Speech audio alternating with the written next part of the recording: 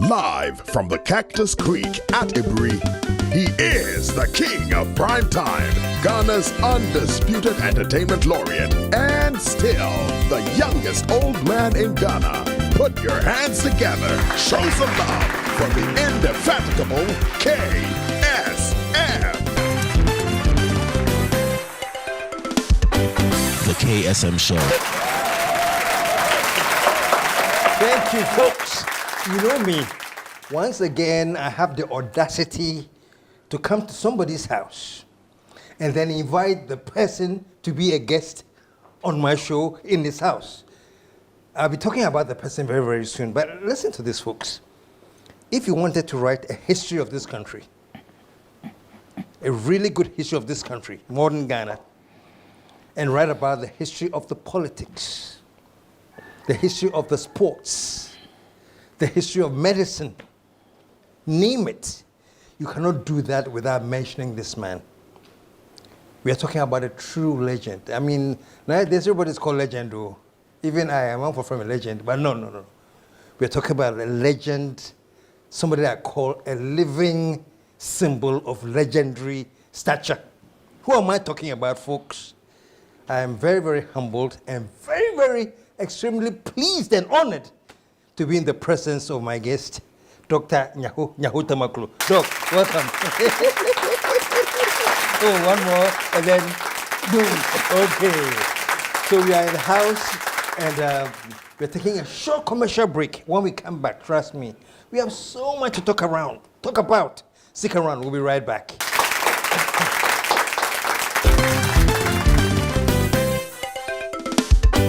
The KSM Show. Is it the luxurious rooms?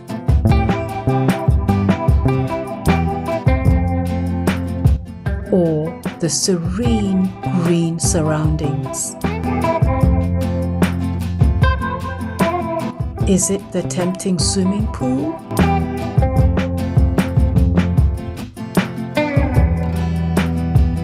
Or the classy conference room?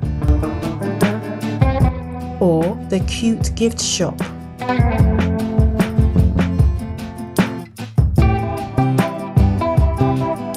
Maybe it's our chef's array of cooking delights. Whichever way, it's all about Cactus Creek. A most respected hotel. 055 039 5007.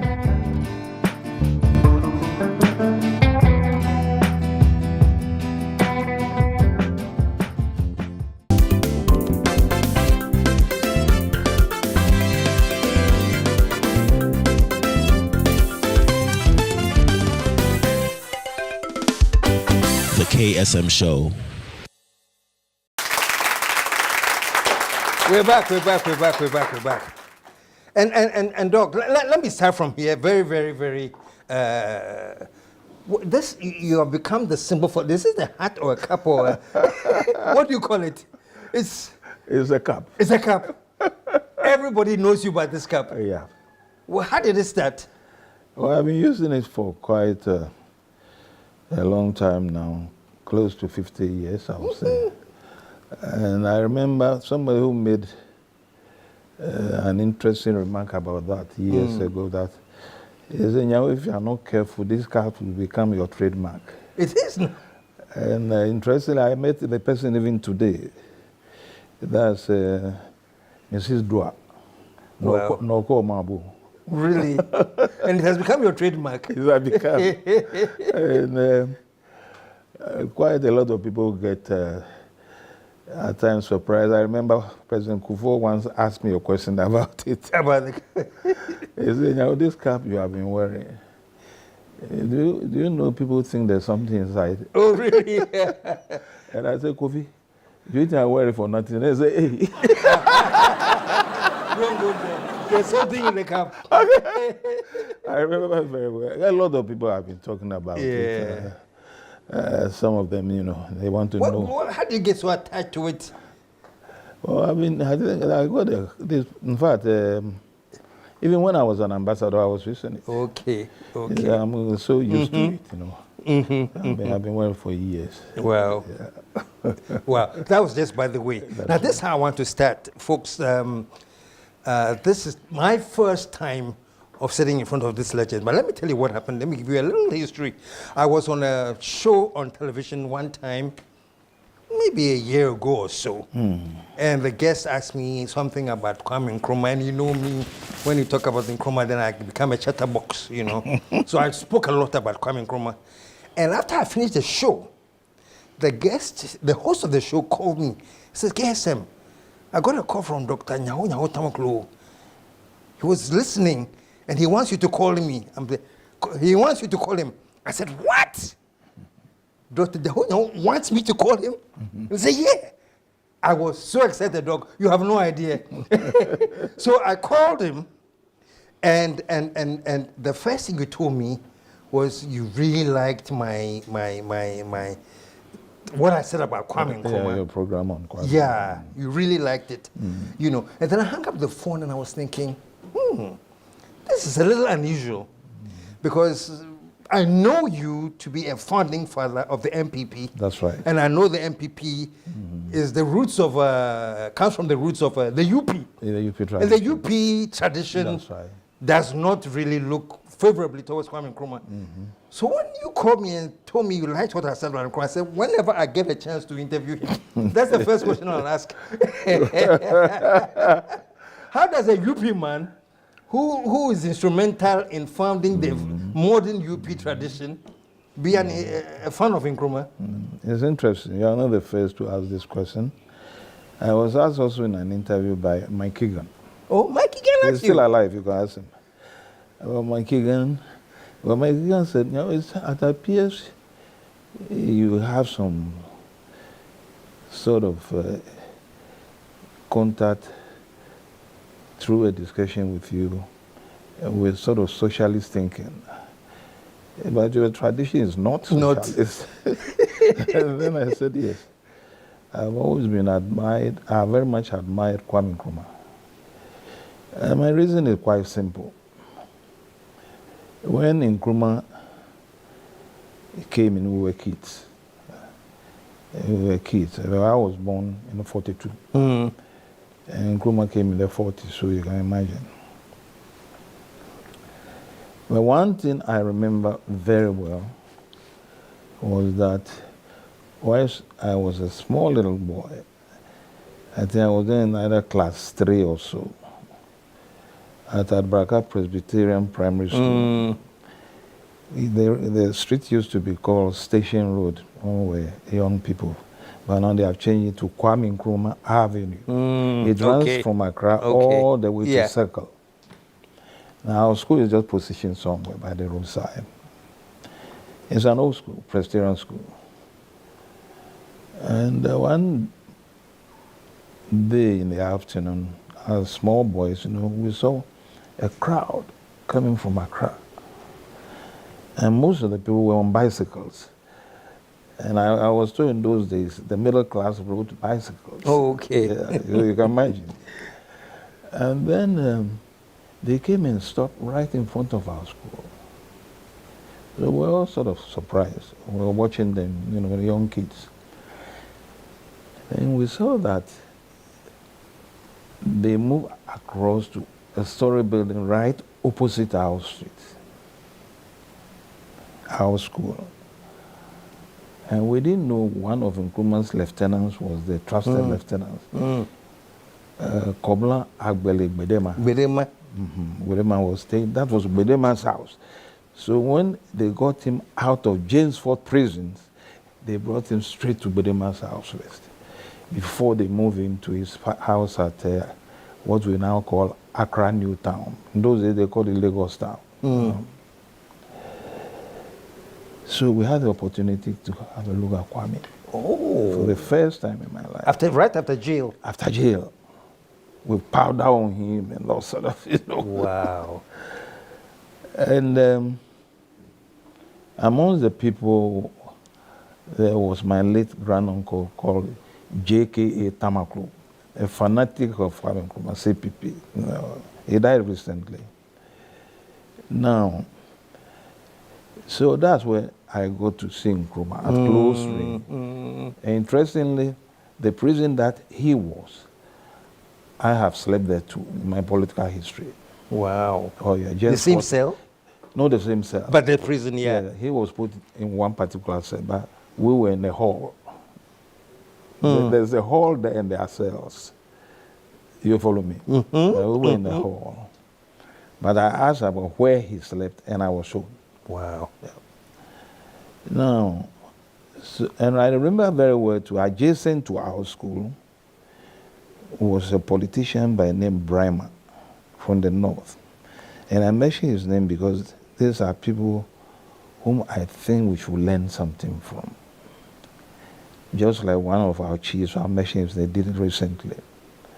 Brahman was a minister, I think, of communication in those days, the early part of Nkrumah's reign.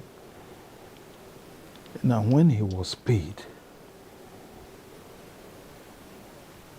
can you believe he said the money was too much? He said the money was too much, Too much. for his pay. And he believed that there had been a mistake. So he sent the money back. Can it happen today? No. No matter how much they pay you, it's too small. He sent it back. He sent because they are paid, they have overpaid him. He felt there had been a mistake in calculation. Oh my goodness. It will never happen. It will never ever happen. Again. And they told him no. There have not been mistake. Yet he said the money was too much.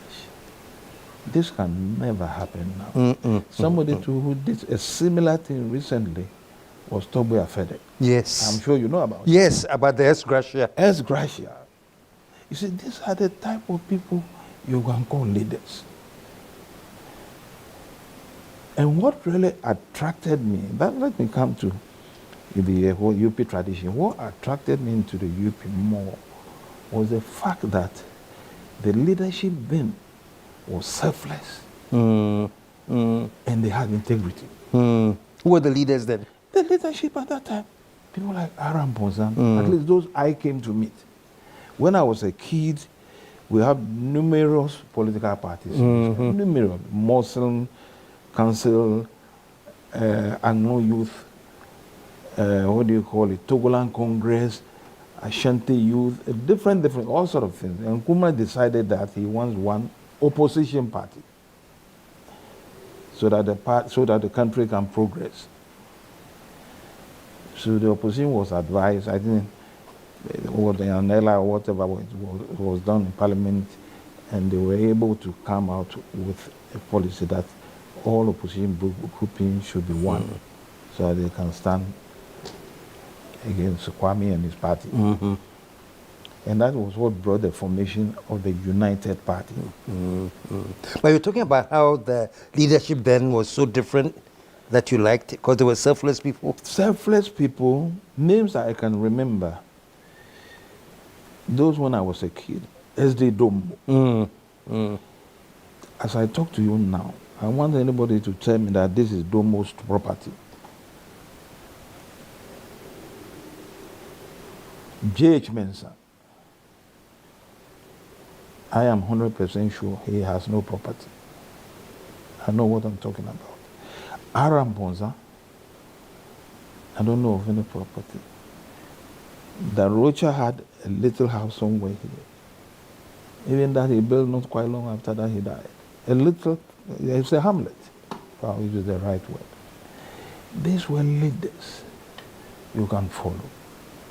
Their interest was the nation Ghana. And Nkrumah showed that clearly right from the word go.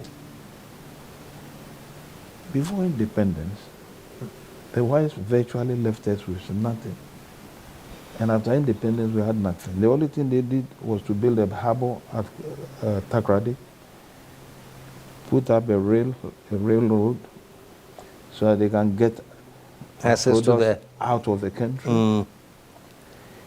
Then build a hospital at Kolebu for the natives. They had their own hospital. Most of you don't know.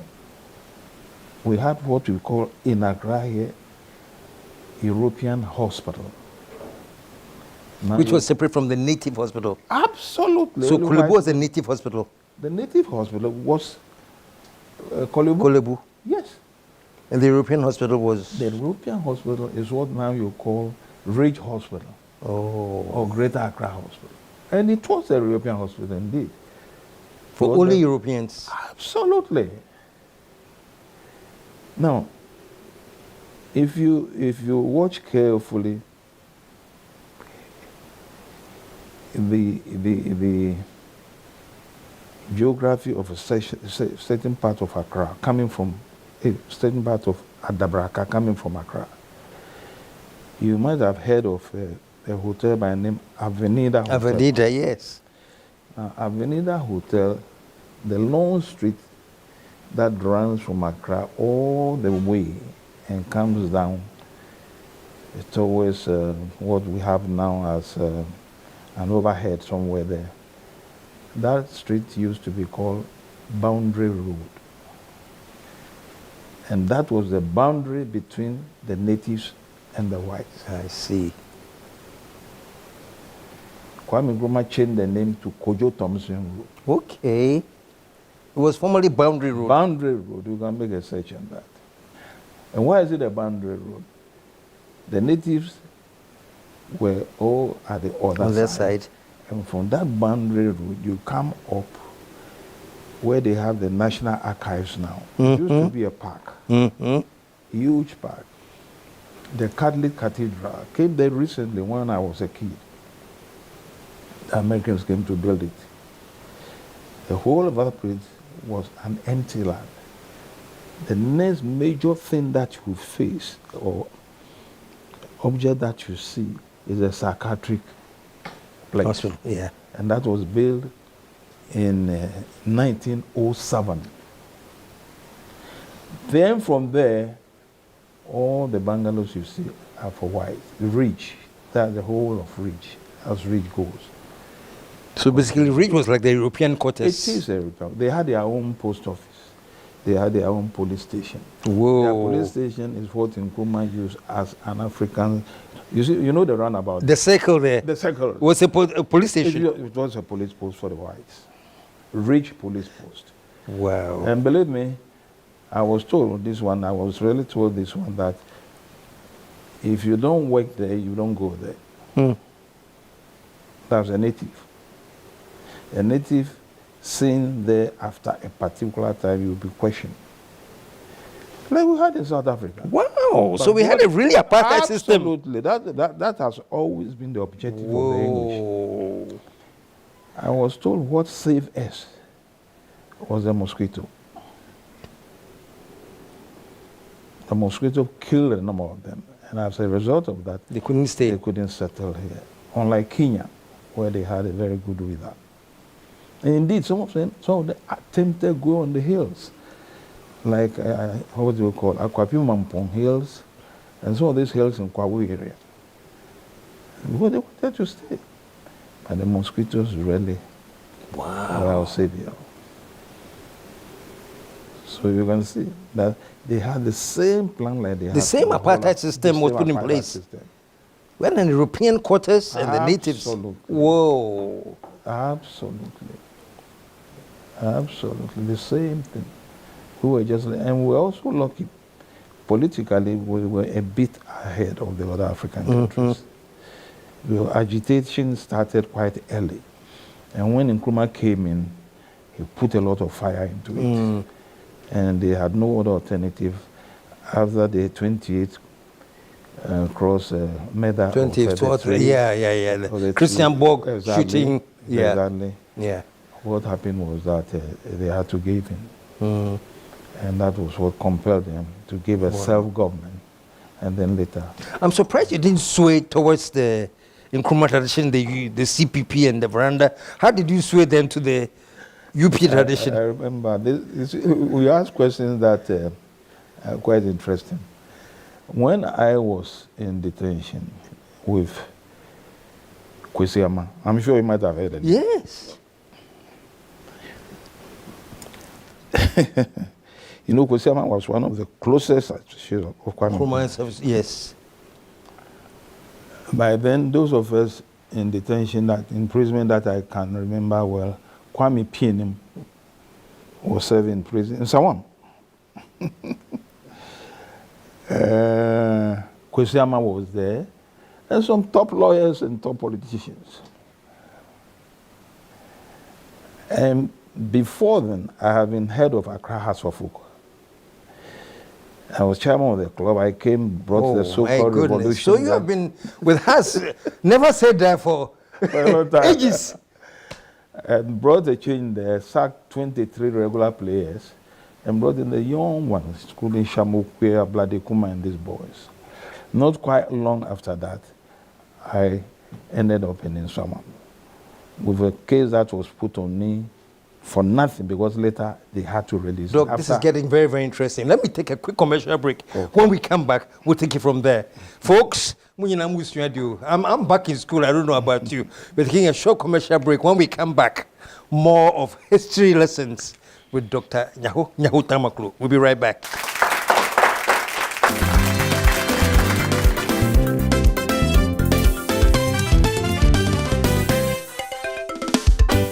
The KSM Show.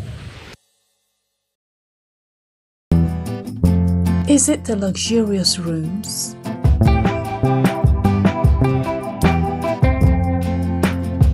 Or the serene green surroundings? Is it the tempting swimming pool?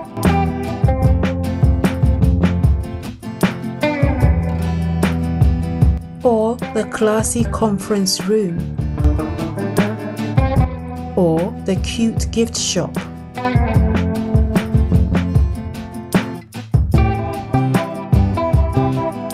Maybe it's our chef's array of cooking delights.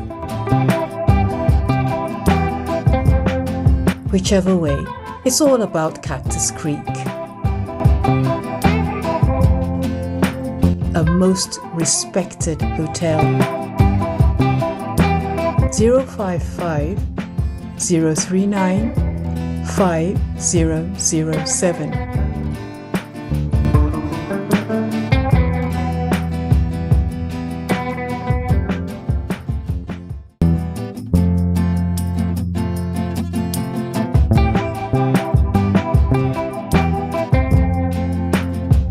Hi, my name is Angela Metal, a massage therapist at Cactus Creek. My job is simply to pamper you with the 3 R's, to relax you, to revitalize you, and to rejuvenate you. Come and let me pamper you. 055 039 5007.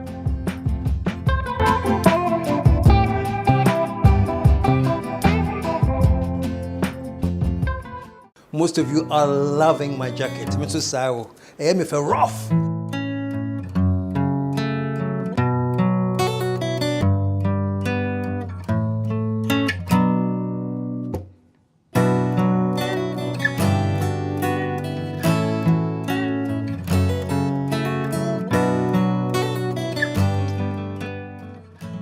The jacket is provided by Asepa Essentials. So if you want some, this is the number to call. 0247 661983. So call Asepa and get yourself a pretty decent jacket.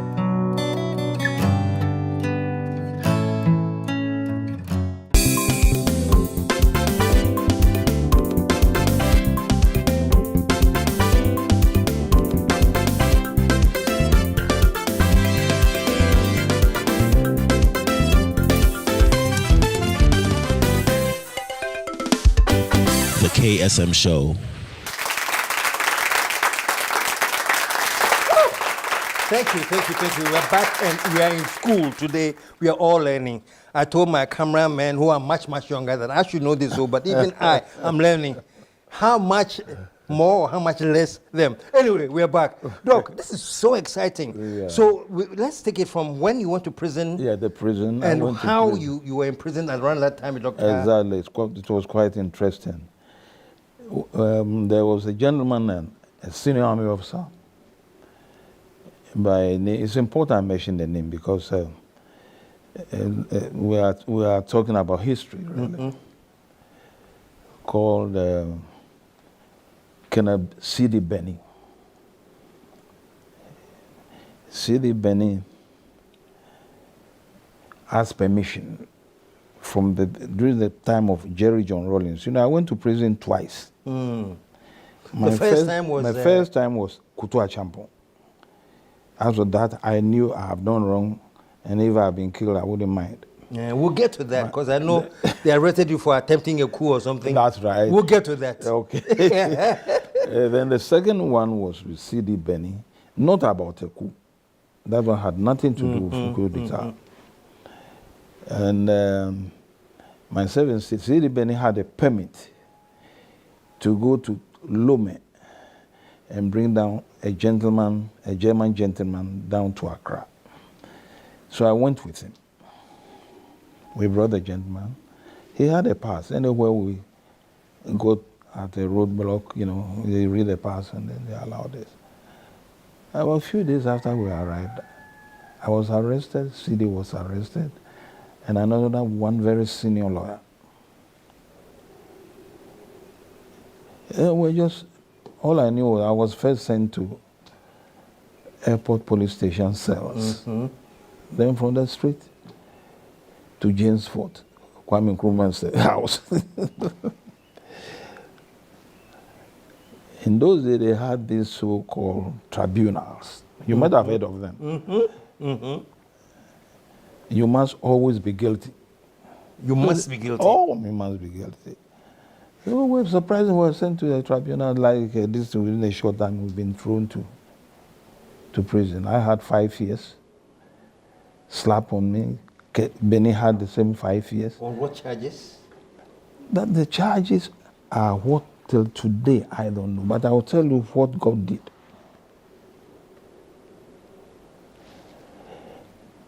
Now, the charges they came out with later, which I had nothing and knew nothing about that. There was a business going on with this German, and he was being cheated. I am not a business. I've never been in business. I don't know about Benny. I don't know about the lawyer. But we're training. By then I have served about 3 years. When we got in there, Kwame Pieni was already there. He served about 9 years already in prison. And Kwame was in prison because he was defending the country. I want you to get that straight. Not because of any criminal act. Because defending the country? Defending the country. In our constitution, that is allowed. That any group of people who will take power from the government, civilian government, you have every right to challenge them. If you can fight them, fight them. It is there. I think you follow me. If any group of people who are not happy with the civilian government? Will forcefully take power from the civilian government. I think it's even our national anthem. We have to fight them with our blood. Exactly. So in short, that was what sent Kwame to prison.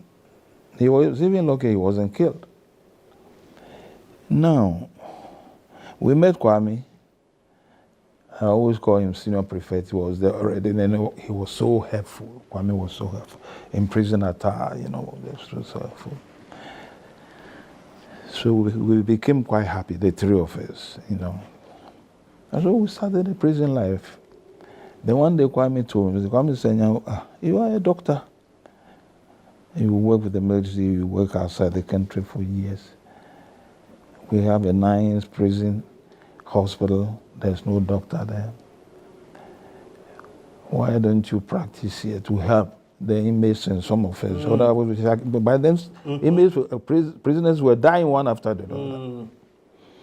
I told Kwame, I said, look, doctor, give me a way to think about my sentence. You were in for 6 years? I was to be there for 6 years. Okay. And he was suggesting, while you are there, why don't you work and take care of the prisoners? And I jokingly said, look, come in, leave me to cut my sentence. We are thinking about by 6 years ahead of him. So he laughed. And Kwame is somebody who is very consistent and persistent. Yeah.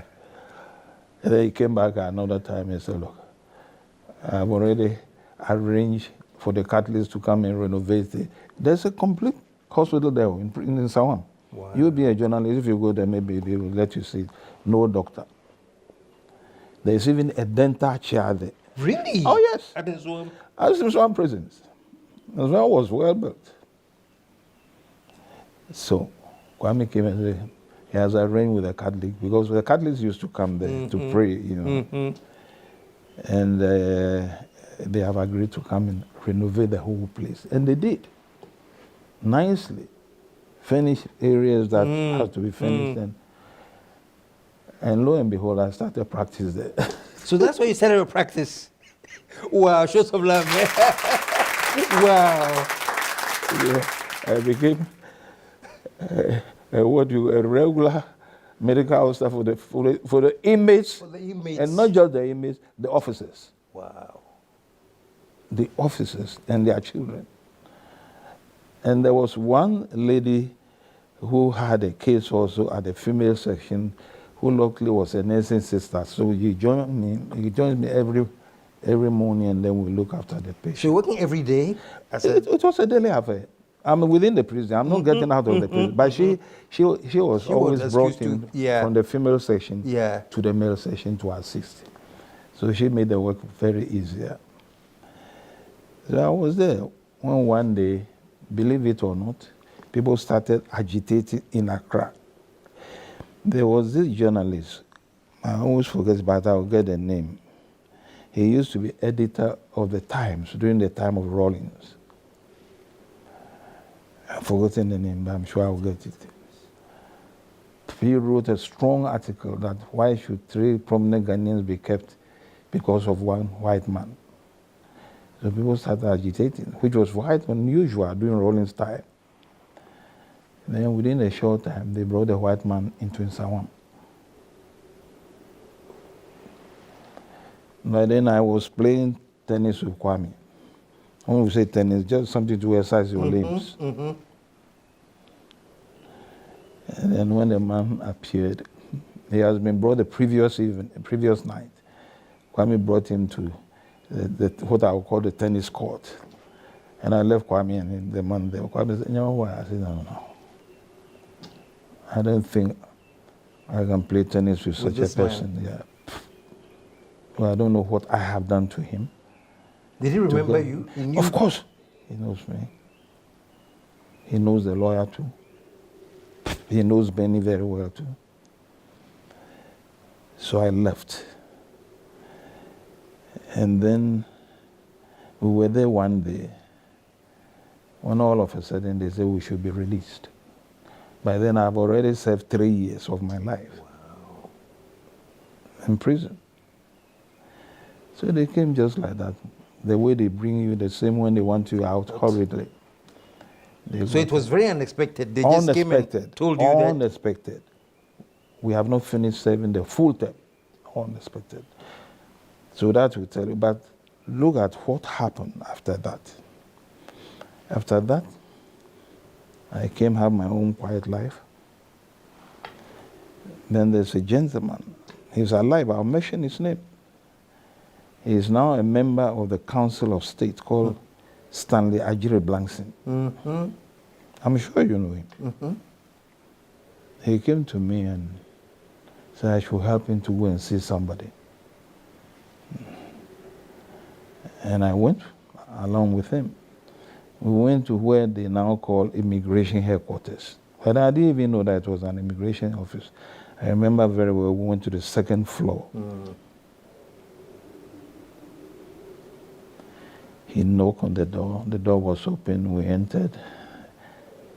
A gentleman got up from his seat, a very short person like that. Then when he saw me, I couldn't even recognize him immediately. Then he said, oh, doctor, now that I have seen you, I can sleep. So I was surprised. Then he said, I am IGP CO Lamte. He died recently. He said, we wrongly sent you to jail. Ajit is alive, you can ask him.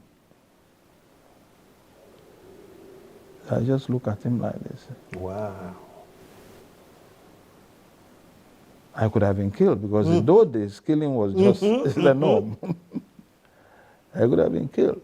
In those days, killing was a normal thing. So you can see. So as I was saying, I'm coming back to Kwesi Ama's issue. So as of all came,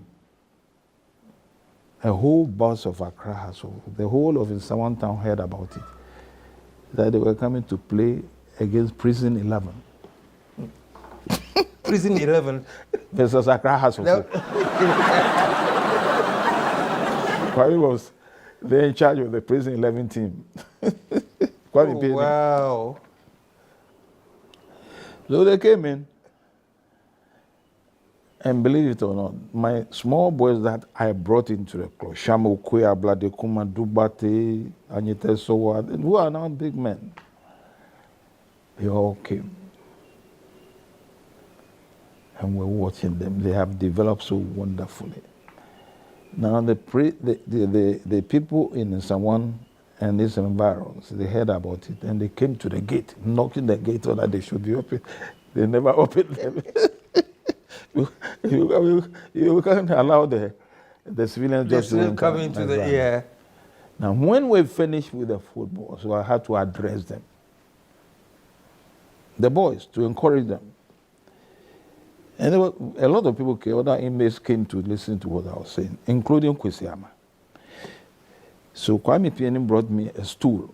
Kwame Pianim is alive, you can ask him. He brought me a stool. I stood on the stool and I can see them, tall. After talking to them, then Kwesi Ama said, hey, doctor, you are an old Kokbanga. Oh. I said, Kokbanga. I learned it was a term used by Kwame Nkrumah. Kobanga. All these people do have Yeah. who should be more than 80 or 90 going. They should remember this. He said, when Nkrumah sees a young man who is so sharp politically, he said, an old Kokbanga. Then he put his finger like this to you. So I said, Kwesi, what's the meaning of old Kokbanga? He said, that is exactly the word used by Kwame. Then he asked me the question, but where were you during Kwame's days? I said, I was a kid. I think he was impressed about the way I addressed the people. Yeah. And we became so close, Unfortunately, he's passed on now. So, that was my life in Nsawan. Yeah. But as I said, my first experience with imprisonment started when I was in the battalion. When I was commissioned as an officer, my mother unit is a military hospital. When I got in there, within a short time, I was attached to a recruitment team. And the recruitment team was headed by Lieutenant Colonel, let me get the name. Later, he became the commander of 2BN. Ofosu Apia. Not Larry. Not Larry. Not Larry. There's a different Ofosu Apia. Now, we visited all the regional capitals. By then, we had 9 regions. We visited all the regional capitals in the country. We ended up at Bolga. But then virtually there was nothing in Bolga. I'm talking about 1974. So we recruited soldiers. And then the reason why we went to all the regional capitals, just to make sure we get people from their own places. To the army. To the army. So that it's representative of every... Absolutely. Absolutely. At that time, it didn't happen that way. We got all the people really. We have finished with our duties. They have been sent to training. Then when Rawlings had his abortive coup, The May 13th one?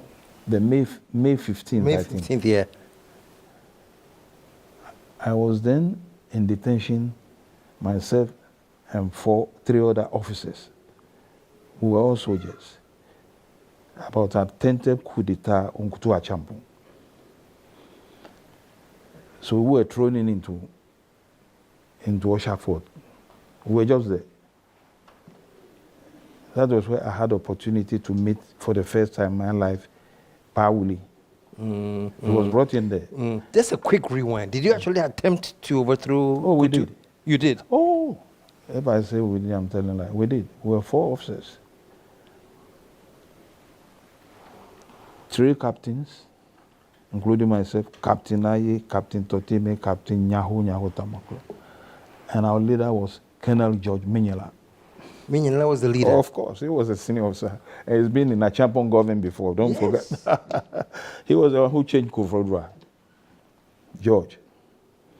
Wow. But the reason why I personally got convinced by George was, we just says, the people are fed up with the military. And he is being in government. And if we succeed, they will quickly organize for an election to be held so that we get a So you wanted to stage a coup, overthrow Kutu, Exactly. and then organize for Exactly. civilians to Exactly. elect. And we were betrayed by somebody who was a soldier too. Who was in the group? He was brought in, and he went and reported to the military intelligence. That you guys were plotting a coup. Exactly. But he was encouraged to still attend meetings with us. So the government knew even about our D-Day. Wow. So the D-Day, the night before the D-Day, we were arrested. Oh, the night before. Oh, yeah. How was the arrest? They just swooped Oh, it into your was house? interesting. I remember I'd come home to Accra then, and then a car drove into the house, and they gently, as an officer, the person came, greeted me and said, "You are wanted by the military intelligence." So I entered there. It was one of these Peugeot cars, 504. 504 back in the day. That was the car. Like today you have these Land Cruisers around. That was the popular car at that time, you know. So I was taking, my first stop was at in those days it was called Special Branch. Special Branch cells. Now, if you are from 37 traffic light and you are heading towards Kaukudi, look on your right. You see a very high wall. Behind the wall. That was the Special Branch. Yeah. It's still there, I think. It's still there, yeah. A lot takes place there. That's where I was sent. Get everything out of you. We follow your pants left. Where you sleep is where you do everything. Where you sleep? You don't have a separate No. place to go? No, everything is done there. Bathroom, going to I say everything. So you can imagine. For 3 months without sunlight. We never came out for 3 months. By the time we saw sunlight, we were all pale like a paper, a white paper. Did you eat? Did they give you food? You can imagine. In those days too, there was hunger in the country. Yeah. Hunger, real hunger. That was when we started using yellow corn from the US. Yes, I remember. Wow. So you can see what even a detainee will get. You follow me? Now, then one day we were there. A vehicle came. They said we should get in. We thought we were even going to be released because we've been there for some time. There have been no trial. We thought we were going to be released. Vehicle came. We were just pushing, and the vehicle started moving northwest. So I was saying, where are these boats taking us? Are they taking us to Kumasi, Tamale, or Wah? Wah was where I wouldn't like to go at all because I was it was quite a very bad prison. And the vehicle drove straight to Nsawam prisons. We stayed in Nsawam for 2 weeks. And then they brought us to Oshafort. That was where we stayed over a year plus. A year. Until Kutu was removed. Over 1 year. Wow. Until Kutu was removed by this great officer. Kufu. Yeah. No, that was the SMC. It was Akufu. Akufu, yeah. FWK Akufu. Yes. General FWK Akufu. Gentleman's gentleman. And even when when he released us, it took some time. When they took over from Kutu, they didn't immediately release it. They set free Pawili, Badema, and some others. But before then, when we went in, we met J.H. Mensah and Sheikh Isaac Kwe. They had nothing to do with the coup d'etat. Their case was, I think, about an article written against I've forgotten that. So, and that was where I got close, particularly to J.H. Mensah. Yeah. So that was that. One day we were there, and they came in the prison. When you hear inside, then something unusual has happened. Inside, they will shout. The warders will shout inside. If it's not time to go in to sleep, and the time to go in to sleep is around 5. So when they say inside before then, and normally we have been there for some time, so the officers got to know us. So at times they allow us, about an hour or two to stay on the compound before we go to our room. When they say inside, something unusual has happened. And that particular day, yes, indeed, something unusual happened. They open the gates. They have 3 gates. To get into the inner part of the prison, you have to pass through 3 gates. 3 gates, yeah. And who came in? By then, acting director general of prisons called Agbo. He came walking straight to the director's office. And we were there when they called the 4 of us. And then they gave directive, they showed us the paper. The government has directed that we should be released immediately. And we said, oh, yeah, we have been released. And we said, oh, it's over 7 o'clock now. I said, no, you have to leave. You can go and come and collect your items tomorrow. You have to leave. He said, by order, we must leave.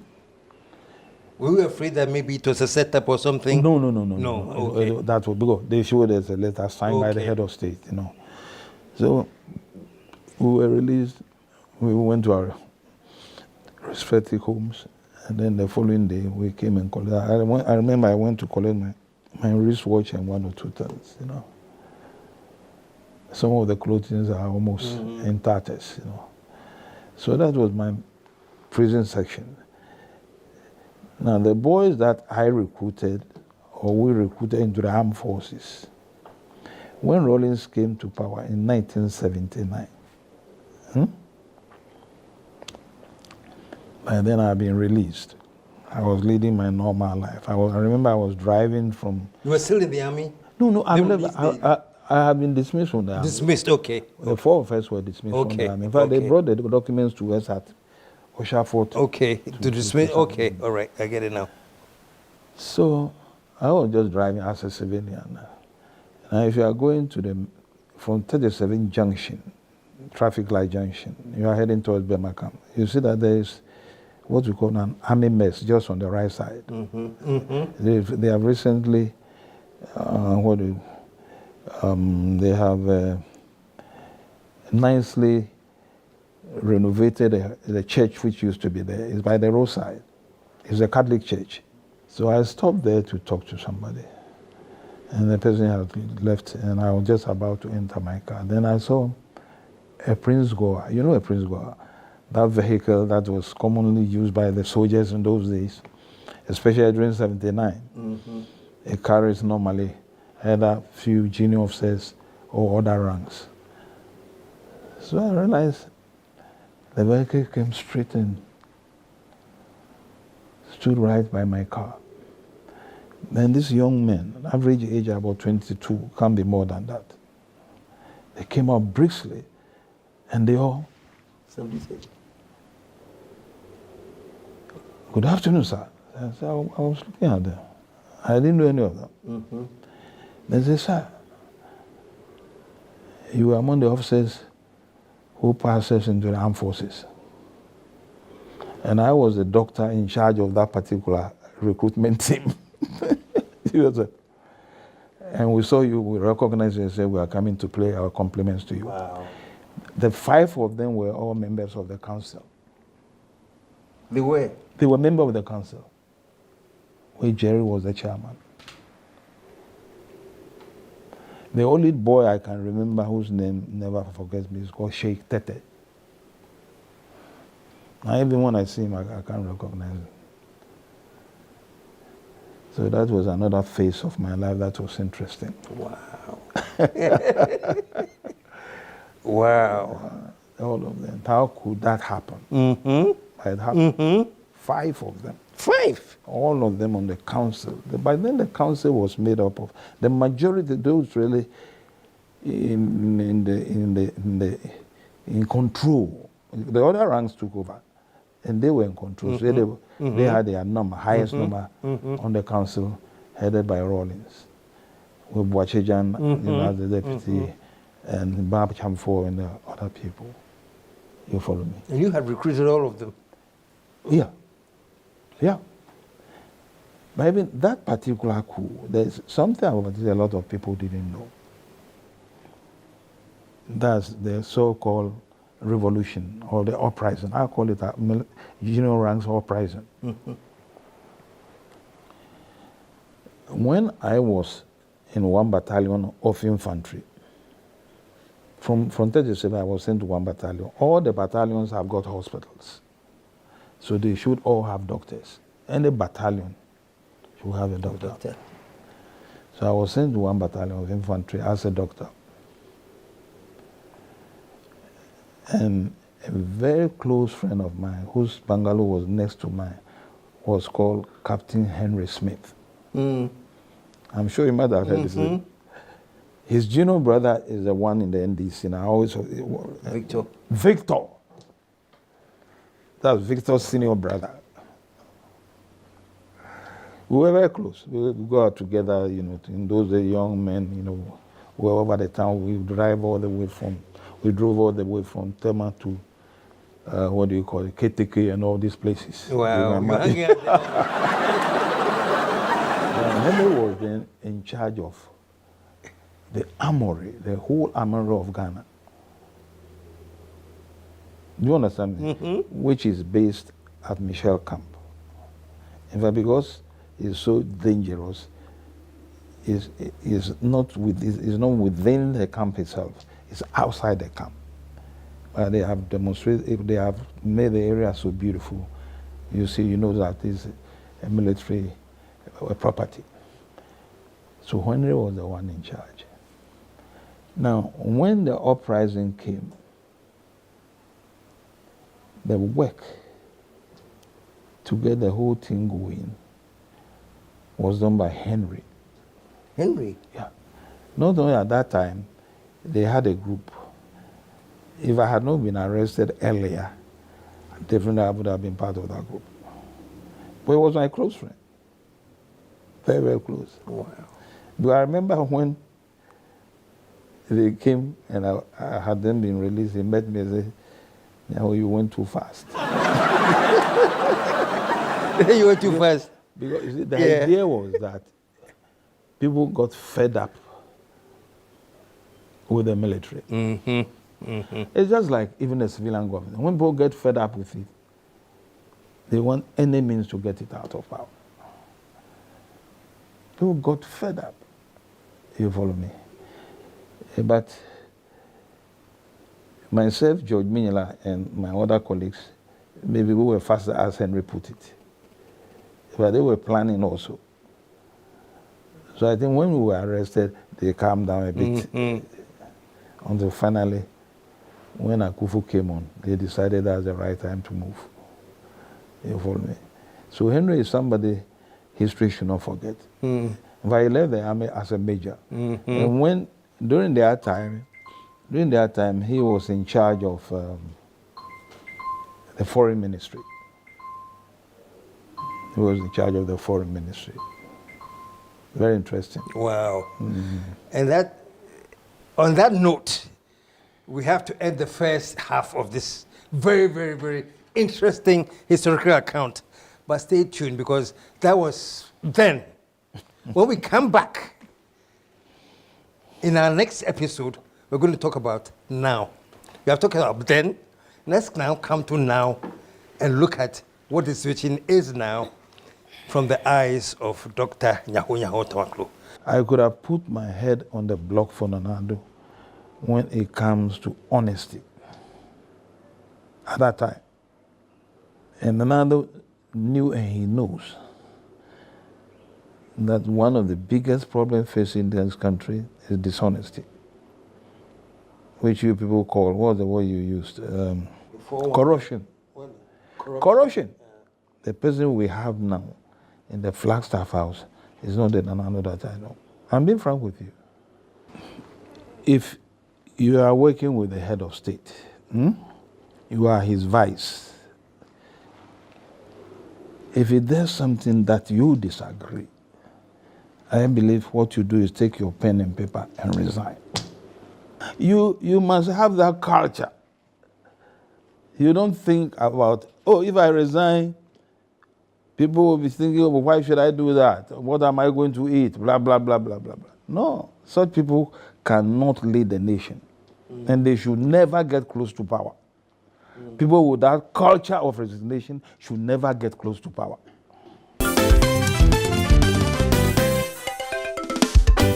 The KSM Show. Folks, so until we see you again, KSM having to sign off this one in the same words as I always do, and that is, I am out of here.